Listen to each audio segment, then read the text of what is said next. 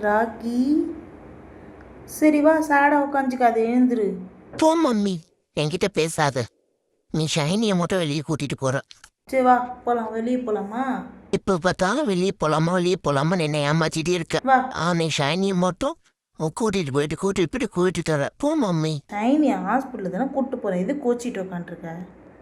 இப்போ எதுக்கு இவன் கோச்சிட்டு உக்காண்ட்ருக்கான் தெரியுங்களா? ஷைனியை வந்து வெளியே கூப்பிட்டு போகிறேன் இப்போது, அதனால அவன் கோச்சிட்டு உக்காண்ட்ருக்கான், வெளியே கூப்பிட்டு போகிறாங்களே அப்படின்ட்டு. டேய், ஷைனி ஹாஸ்பிட்டலுக்கு கூப்பிட்டு போகிறான்டா. ஹாஸ்பிட்டலுக்கு வந்தீங்கன்னா ஊசி போடுவாங்க, பரவாயில்லையா? போ மம்மி, எனக்கு ஊசி போட்டால் நான் பரவாயில்ல, வெளியே கூட்டிகிட்டு போ. நான் வெளியே போய் பார்க்கணும், எனக்கு ரொம்ப வெளியே போகணுன்னு ஆசையாக இருக்குது. என்னை வெளியே கூட்டியே போக மாட்டேன். டேய், ஷைனிக்கு வந்து குடும்ப கட்டுப்பாடு ஆப்ரேஷன் பண்ணுறோம், உனக்கு கூட்டு போய் பண்ணிடலாமா? என்ன சொன்ன? குடும்ப கட்டுப்பாடு ஆப்ரேஷனா? என்ன மம்மி சொல்ற? நான் என்ன பண்ணுறதுன்னு தெரியலையே. இதுக்கப்புறம் நான் எப்படி கூட்டி போடுறது? எதுக்கு மூக்க நக்கிற அடிக்கடி? ஒன்னடி ஒன்னடி.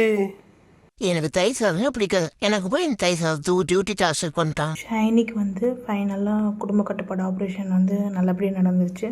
டாக்டரும் நல்லா இருக்காங்க டாக் அப்படின்னு சொல்லியிருக்காங்க. இதுக்கப்புறம் நெக்ஸ்ட் வீடியோவில் பார்க்கலாம். பாய் ஃப்ரெண்ட்ஸ், மறக்காமல் சப்ஸ்கிரைப் பண்ணுங்கள்.